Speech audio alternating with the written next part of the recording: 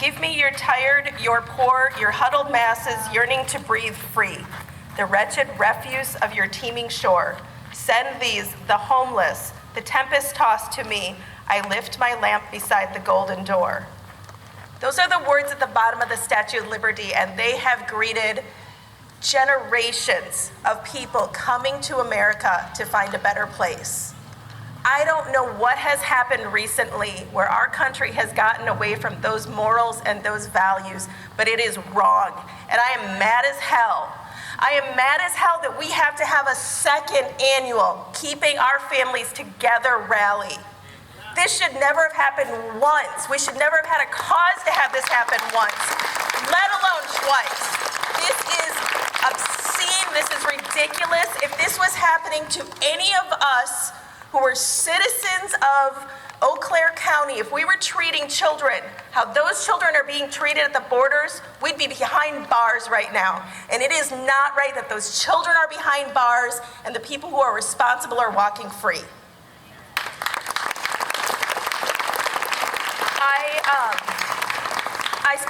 I know that a lot of you have been emailing and calling our offices about this.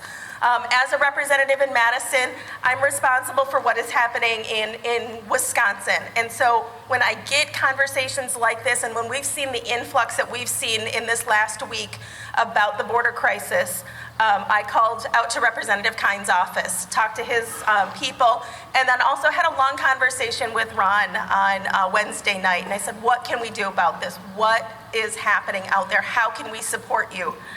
And what's the cause? If we look at the number of people who are seeking asylum right now, I mean, those numbers have just skyrocketed in the last few years. And what is the reason for this?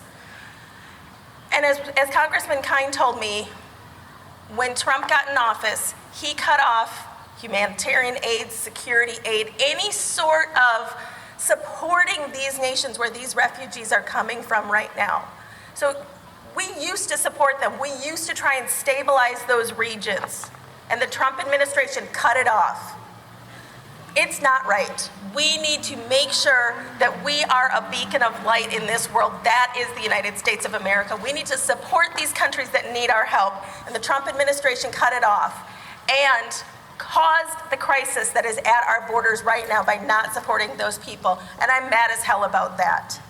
You don't get to cut this off and then use it as a talking point to build the wall and do all this other stuff that he does.